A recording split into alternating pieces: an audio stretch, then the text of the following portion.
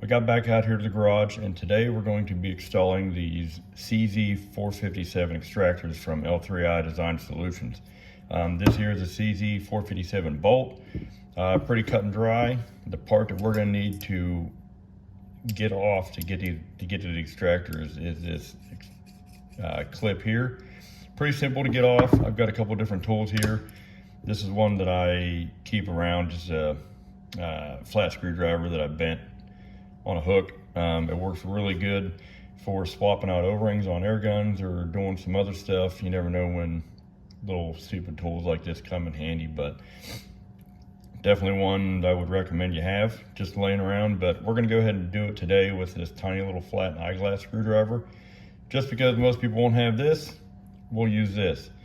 Everybody should have a little screwdriver or something similar like that, so that's just gonna work out perfect. We do have a couple of L3I mags for the 457 here, and we also have one that I customized into a P mag, and this just gives my gun a little bit different look. Kind of makes it look more center fiery, I guess.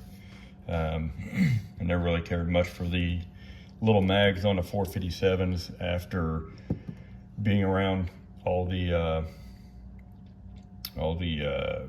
rimfire guns that have that accept the full-size mags, like the Rim-X and the Stingers and the Voodoos, and you know, all the high-end ones. So it's kind of cool to have a CZ that accepts a mag that makes it look a little bit full size. But we're going to move on from that, and so we do have a couple different designs on this, couple different looks on these extractors.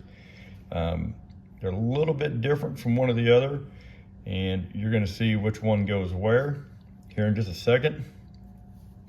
I put the pointy one. One's got a little bit more point to it, a little more defined. Be this one here, I put it on the outside. So when I flip this thing over, I'm gonna have the writing here, and I'm gonna put the little fat guy over here, and I'm gonna put the little other one over here. And that's the way I'm gonna set this thing up, and we'll see how this thing does. So without further ado, let's pop this little clip off. So you're gonna wanna get right underneath here. I'm gonna try and do this without stabbing myself in the finger. So I'm just gonna pop that thing, just grab it and just push out, bink, and it pops out like that.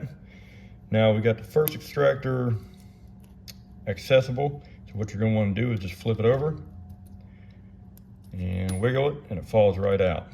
Then we'll pop the other one in, pop one of the L3I ones in there.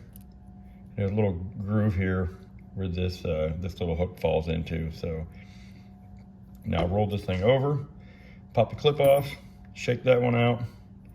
We're gonna get our other one. We're just gonna drop it in there till it seats. And then this clip has clip here has a couple hooks on it. So the first hook is gonna go right underneath there. And we're gonna roll this thing around, but before we get too far ahead of us, the other part of that hook is gonna want to catch right on the front side of that extractor. So I'm gonna take my little screwdriver, and I'm gonna stuff it right underneath there, and I'm just gonna drag it right over it.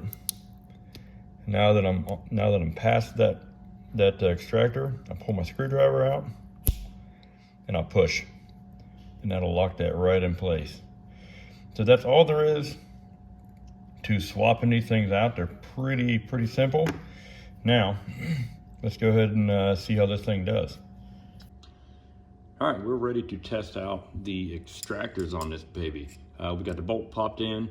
Let me go ahead and go over a little bit of the setup on this gun here. This is just a standard CZ457 block that I started with, or action, depending on who you talk to or how you want to call it. But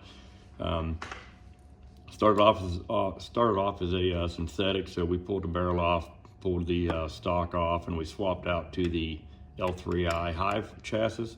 This thing is very versatile, very adjustable, and you can tune this thing to fit you as a shooter, and there should be no reason why you shouldn't be able to get your length of pull or your cheek piece to mount to fit you properly, because there is an absolute ton of adjustment on both of those. Now, L3I does sell weights for this. They sell them for the outside here, as well as for the inside the chassis here.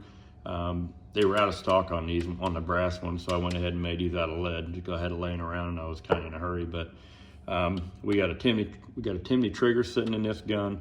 We have the Audeer 34 millimeter one-piece scope base here. This thing is very, very robust, very durable, and there is no lapping. It is 100% true to spec, so you don't have to worry about damaging your tube when you put this thing on. You don't have to worry about misaligned rings. This is the absolute cat's meow when it comes to protecting your optic and mounting scopes. But inside this here, we have the Telson 5x25x56 Target Master, and this entire setup is just perfect for how I shoot. I absolutely love the scope. I love the chassis. I love the way this gun shoots and feels. But anyways, we are here for these extractors, so let's test these things out. We got a mag loaded up here. We got another one. Well, I say loaded, it's just sitting in my bag, so it's not fully loaded. But it does have some ammo in it, so let's go ahead and give it a shot and see what happens.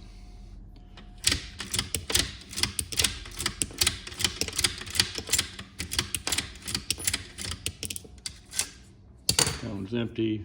We got another one here, looks to be 3/4 of the way full.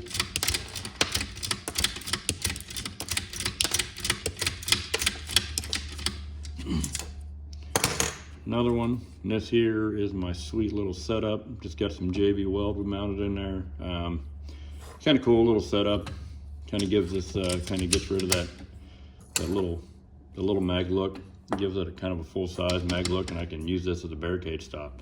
I was kind of questioning whether it was going to work or not because it does have a little bit of movement in there, but it doesn't seem to bother the thing when I use this, when I put pressure on this. A lot of guns it does, but this one seems to be okay with it, so we ain't messing with it. But this last one here,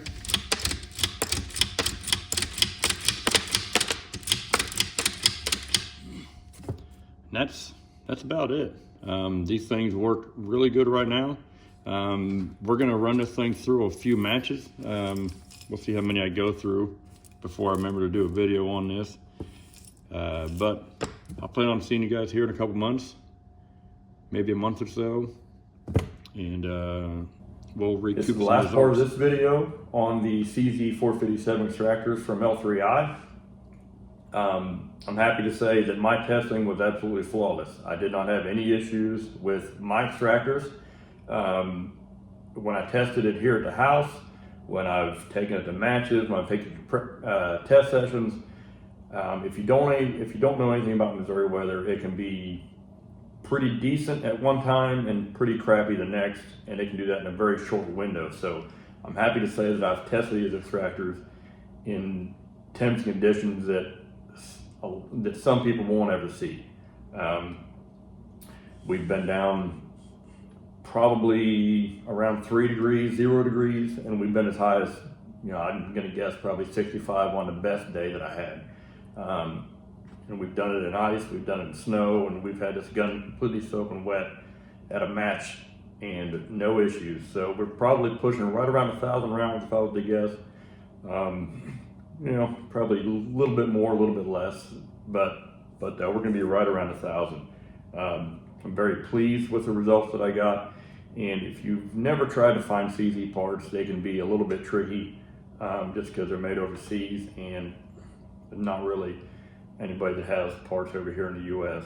But it's good to know a local business here in the US makes them, and they do have, they are coming out with a lot of stuff. So I would highly recommend you guys go on our website and check them out. L3idesignSolutions.com. Support your local business and get some good quality parts.